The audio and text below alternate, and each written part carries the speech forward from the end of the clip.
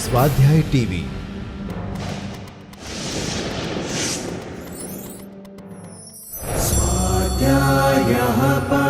Doctor Babasaheb Ambedkar open university.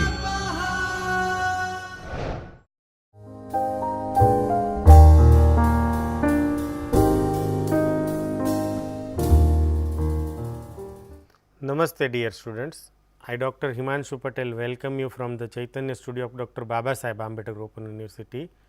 We are in lecture series on Java programming. In last session, we have discussed about two selection statement, that is if and switch. We have also discussed various forms of if statement, and we write down three programs that demonstrate use of if and switch. One program we write down is for printing mark sheet of student, and we have calculated result and grade based on certain conditions. We have also write down program for simple calculator using switch statement. So, our today's topic is iteration statement. We today discuss iteration statement that includes while, do while, for, and like one if can be nested inside another if, we can also nested one loop inside another loop.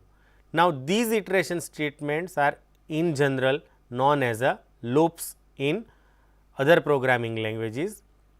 So, we can write down this one loop inside another loop, and it is known as a nested loop. We will also discuss the jump statement. We discuss three jump statement: break, continue and return. So, we will start with iteration statement. What is iteration statement is? As I mentioned earlier, iteration statements are also known as a loops. Java provide three types of loops: for, while and do while. Generally, loop repeatedly executes the same set of instruction until a termination condition is met. That means, to repeat something we can use loop. But why there are three forms of loop statement? So, we discussed one by one, so that you will better understand when to use particular looping statement. So, we will start with while loop statement. The first loop is while loop. The while loop repeats a statement or block while its controlling expression is true. You can see the general form of while loop on screen. We first write down while, and in parenthesis we write down condition, and within curly braces we write down body of loop. Suppose there is only one statement that we want to repeat, these curly braces are optional, but suppose you want to use compound statement for body of loop, then you have to write down these curly braces. Condition is any expression that returns a Boolean value. So, it is a expression which returns Boolean value, and if that value is true, the body of loop is executed, and when this condition is false, the loop will terminate. So, the body of the loop will be executed as long as the conditional expression is true. Now, what will happen if for the first time this condition is false? The loop won't execute. It means while can also be considered as a entry control loop. That means entry inside while loop is controlled by this condition. If it is false, the while loop may not be executed for single time also. So, this is a while loop. Now, we take one example how this loop works. So, you will better understand that how it works. Now, suppose I want to print counter value from 1 to 10, I can use this while loop. Now, my starting value is 1 and end value is 10. So, here I declare two variables, integer n which is assigned to 10 initially, and for iteration we have variable I which is initialized to 1. Our condition is that we want to display from 1 to 10. So, I is 1 and until I becomes 10 we have to repeat this body of loop. Now, inside this while loop we write down system.out.println which prints the current value of I. Now, remember initial value of I is 1, that means condition is true. So, loop will executed and it prints counter is equal to 1. Now, next time I is incremented by 1. So, now value of I becomes true. Again while we will check this condition 2 is less than or equal to 10. So, it will print counter is equal to 2. Now, these will continue until I becomes 11, and when I becomes 11 the condition becomes false and loop will terminate. So, now let us have look at it how it produced output. So, on screen you can see initially it prints counter is equal to 1, then I becomes 2 and condition is true. So, it prints counter equal to true, then I becomes 3 and condition is true. So, it prints 3. Now, these will continue when counter becomes or I becomes 11. Now, once I is 11, that 11 is not less than or equal to 10. So, condition becomes false and loop will terminate. So, this is how while loop works. As I mentioned earlier, while loop is an entry control loop. That means, if condition is false then loop won't execute. So, sometimes we need a loop which should be executed for at least once. For example, if you are entering some data entry, then for the first time we enter data and next time we will ask user whether he want to continue entering data or not. So, in these kind of situation in which we want to execute loop at least for once, we can use do while loop. So, our next loop is do while loop. So, on screen you can see do while loop general form. So, do while loop always executes its body at least once, because its conditional expression is at the bottom of the loop. Remember, in while we have condition at the beginning of loop, in case of do while we have condition at the end of loop. So, loop is executed at least for the once or otherwise condition is false. So, these works very similar to while loop. The only difference is that while may or may not be executed for the first time, but do while always executed for the first time. As we mentioned earlier, if the condition expression is true, the loop will repeat, otherwise the loop terminates, and the body of loop may be single statement or compound statement. Now, we take previous example how these loop behaves. So, here n is 10 and I is 1 and condition is at the end. So, it will directly enter into the loop and system.out.println prints counter is equal to 1, because value of I is initially 1. So, it will print counter equal to 2. Now, I is incremented by 1. So, I becomes 2, but 2 is still less than or equal to 10. So, condition is true. So, again loop will executed and it prints counter is equal to 2. Now, these will continues until the counter or I becomes 10. So, once it displays counter is equal to 10, I becomes 11 and these condition written inside while becomes false and loop is terminated. So, this is how do while loop works. We have taken same example, so that you can better understand how different loop works on same problem. So, we have important distinction between while and do while. One is while is a entry control loop and do while is exit control loop. While may or may not be executed at least once, but we can certainly say do while will execute for at least once.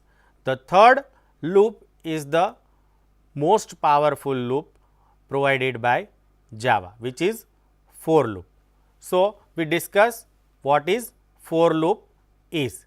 You can see on the screen the general form of for loop. Now, generally for loop is used when we want to repeat something for finite number of times, 1 to 10, 1 to 100, 100 to 200 and so on. So, to repeat for the fixed number of times we can use for loop.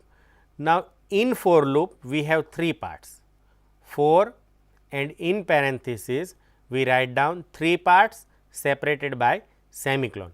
The first part is called initialization. Inside initialization, we generally initialize some counter variable to some initial value.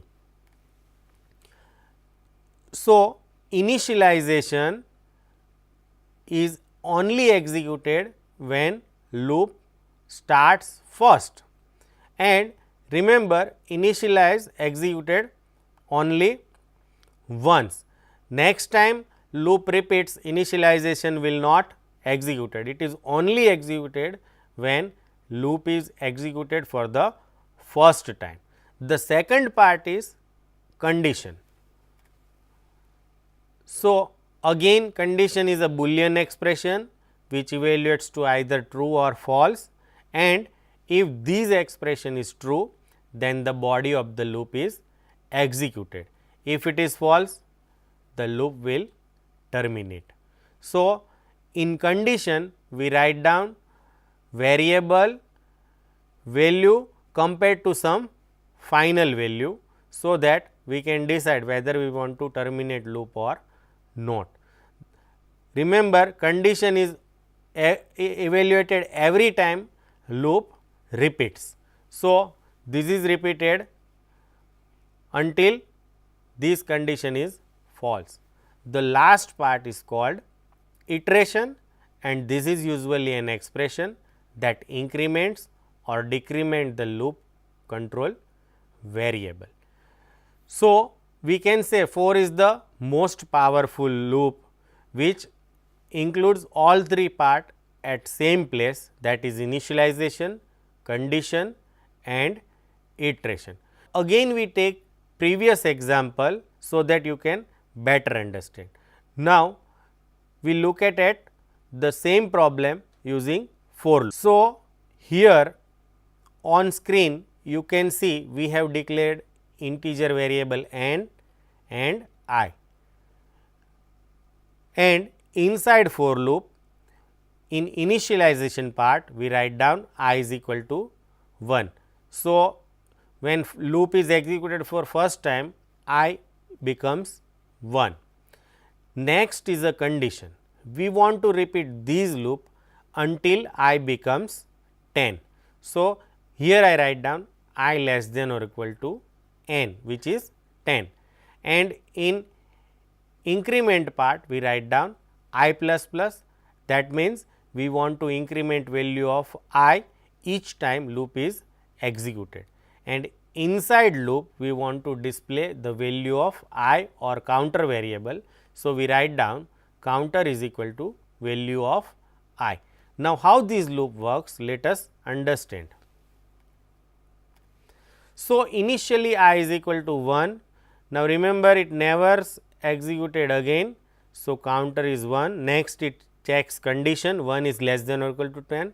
So, condition is true. So, loop will be executed and value of I is incremented by 1, but since is a postfix increment operated, current value of I is still 1. So, counter is equal to 1 will be printed and then value of I will be used is 2. So, 2 is less than or equal to 10 and I becomes 3 next time. So, it will print counter is equal to 2.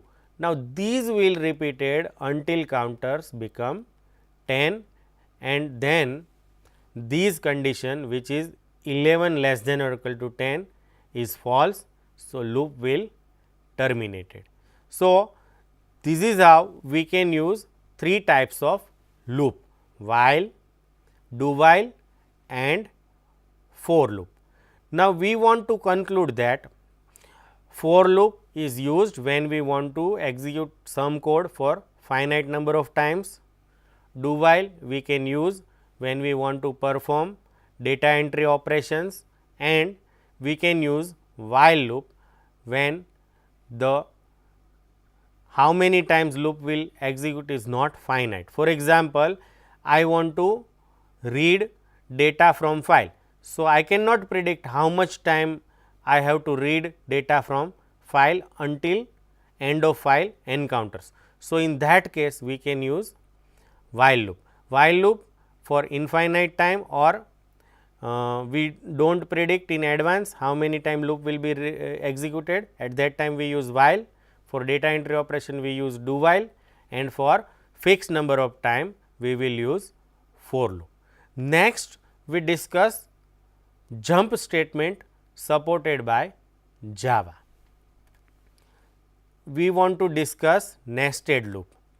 Now, nested loop is what? One loop inside another loop. You can also write down 4 inside 4, 4 inside while, or 4 inside do while. The combination is as per requirement. Here we have one example of nested loop where we write down one loop, one for loop inside another for loop. Now, how it works we want to understand. So, outer for loop is indicated by red line and inner for loop is indicated by blue line.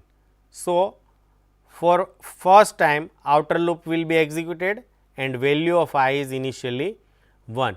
Now, these loop will be repeated for 5 times because our condition is I less than or equal to 5 and initial value of I is 1. So, we can say outer loop will be executed for 5 times.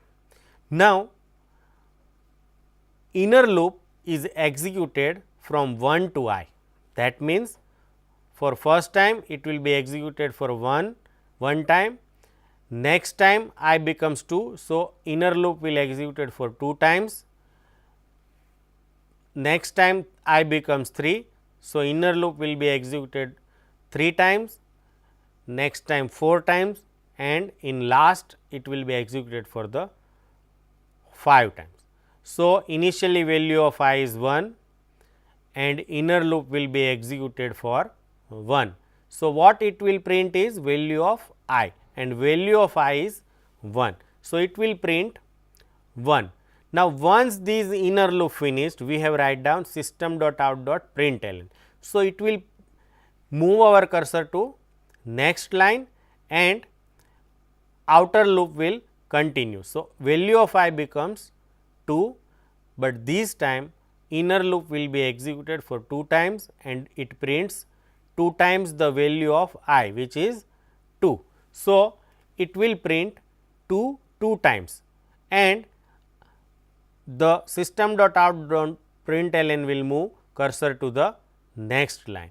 So, these third time it prints 3 times, and when I is 4 it prints 4 times, and in last it prints value of I, which is 5 for 5 times, and then inner as well as outer loop finished.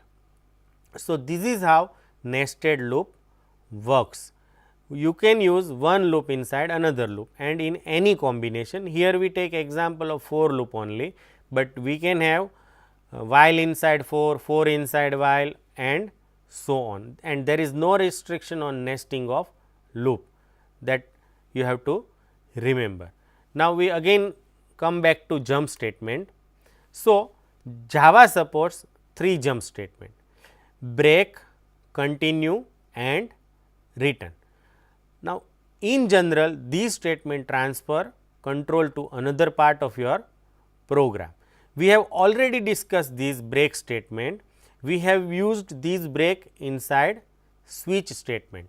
So, you are familiar with the use of break statement. So, what is break statement? We can say there are 3 uses of break statement.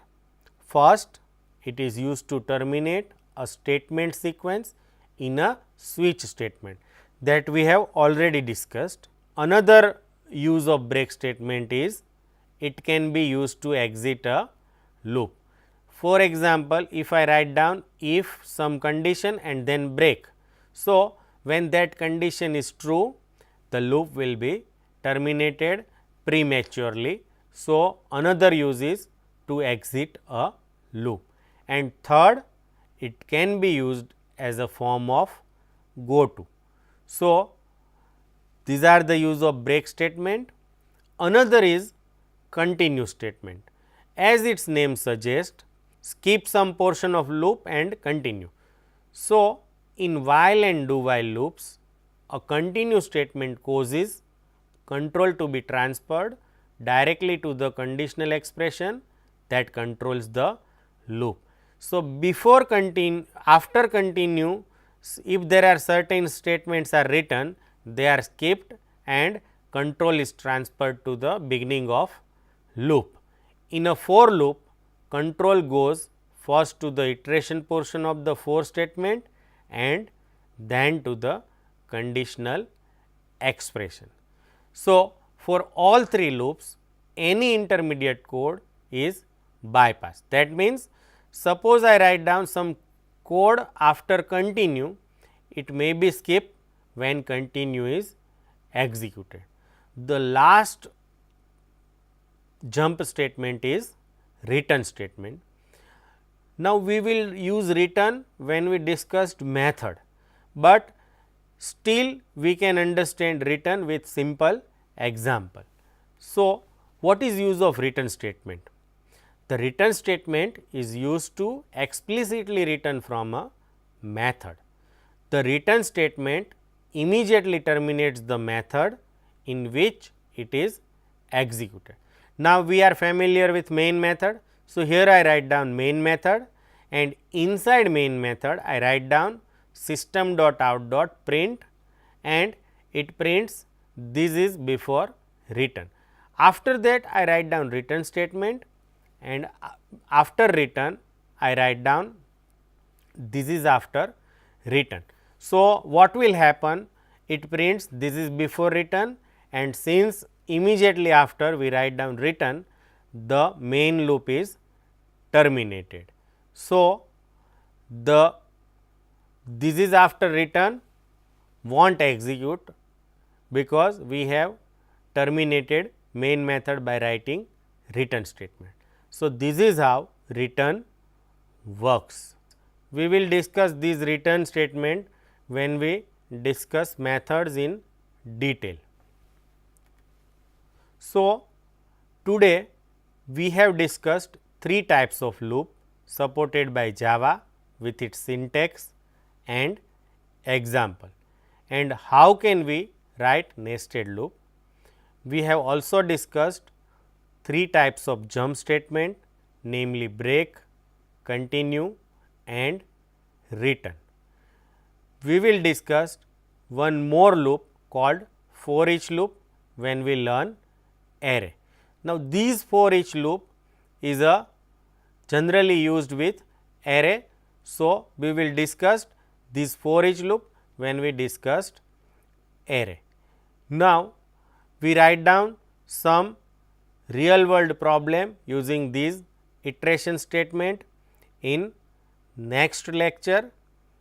You can try these code right inside main method that we have discussed in this session and execute and better understand all three loop structure. I hope you enjoy this session. Thank you and happy learning.